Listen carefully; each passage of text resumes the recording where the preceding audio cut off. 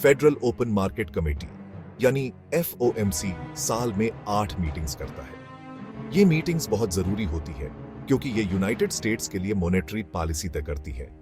FOMC के पास सबसे बीटीडा tool है फेडरल फंड्स रेट, जिसका पूरी इकोनॉमी के इंटरेस्ट रेट्स पर बहुत ज्यादा असर होता है।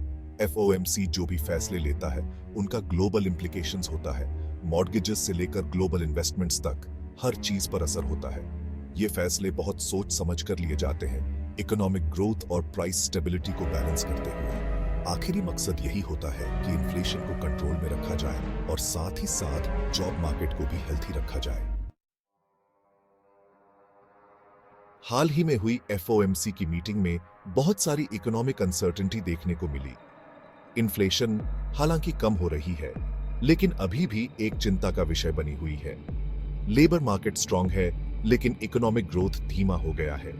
FOMC मेंबर्स बहुत सारा डेटा एनालिसिस करते हैं, जिसमें इन्फ्लेशन मेजर्स, एम्प्लॉयमेंट रिपोर्ट्स और कंज्यूमर स्पेंडिंग शामिल है। FOMC के अंदर होने वाले डिबेट से पता चलता है कि मॉनेटरी पॉलिसी कितनी कॉम्प्लेक्स होती है। कुछ मेंबर्स को इस बात की चिंता है कि इन्फ्लेशन ज्यादा समय तक बनी रह सकती है, जबकि कुछ का मानना है कि ज्यादा एग्रेसिव रेट हाइक्स से इकोनॉमी को नुकसान हो सकता है। FOMC एक कंसेंसस ड्रिवन अप्रोच का इस्तेमाल करता है ताकि यह पक्का हो सके कि सभी व्यू पॉइंट्स पर विचार किया जाए।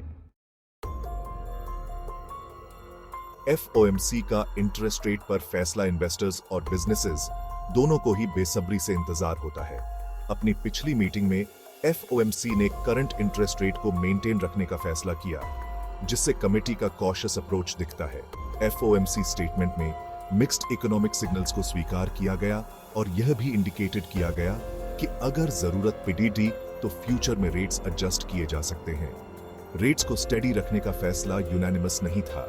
कुछ मेंबर्स इन्फ्लेशन से LDDHने के लिए रेट हाइक के पक्ष में थे। ओपिनियंस का यह डिफरेंस इस बात को दर्शाता है कि इकोनॉमिक आउटलुक को लेकर कितनी अनसर्टेनिटी है। मीटिंग के मिनट्स FOMC के डिसीजन मेकिंग प्रोसेस के बारे में वैल्यूएबल इनसाइट्स प्रदान करते हैं। Section 4, Jerome Powell speaks deciphering the Fed chair's remarks. FOMC meeting के बाद फेड चेयर जेरोम पावेल एक प्रेस कॉन्फ्रेंस करते हैं। दुनिया भर के एनालिस्ट्स और इन्वेस्टर्स उनके स्टेटमेंट्स को बहुत ध्यान से सुनते हैं। पावेल का टोन और उनके द्वारा चुने गए वर्ड्स मार्केट्स को हिला सकते हैं। अपनी रीसेंट रिमार्क्स में पावेल ने फेड के डेटा डिपेंडेंट अप्रोच पर जोर दिया। उन्होंने इस बात पर जोर दिया कि फ्यूचर रेट डिसीजंस आने वाले इकोनॉमिक डेटा पर आधारित होंगे। पावेल ने इकोनॉमिक ग्रोथ को सपोर्ट करते हुए इन्फ्लेशन की चिंताओं को बैलेंस करने की चुनौतियों को स्वीकार किया। उन्होंने फेड के ड्यूअल मैंडेट को अचीव करने के कमिटमेंट को दोहराया, जो कि मैक्सिमम एम्प्लॉयमेंट और स्टेबल प्राइसेस को बढ़ावा देना है।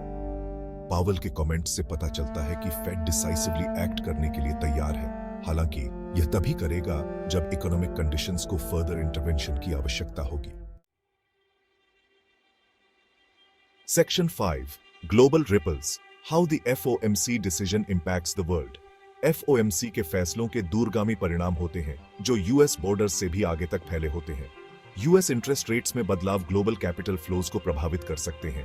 एक मजबूत US डॉलर दूसरे देशों से आने वाले एक्सपोर्ट्स को महंगा बना सकता है। Emerging markets US monetary policy में बदलाव के प्रति खास तौर पर सेंसिटिव होते हैं। रेट्स को स्टेडी रखने के FOMC के हालिया फैसले से ग्लोबल इकोनॉमी को कुछ हद तक स्टेबिलिटी मिलती है। हालांकि US इंटरेस्ट रेट्स के फ्यूचर पाथ को लेकर अनसर्टेनिटी बनी हुई है। दुनिया भर के सेंट्रल बैंक्स फेड के कदमों पर बारीकी से नजर रखे हुए हैं और उसके जवाब में अपनी खुद की मॉनेटरी पॉलिसीज को एडजस्ट कर रहे हैं। ग्लोबल इकोनॉमी का इंटरकनेक्टेडनेस होने का मतलब है कि फेड के एक्शंस का रिपल इफेक्ट्स पूरी दुनिया में होता है।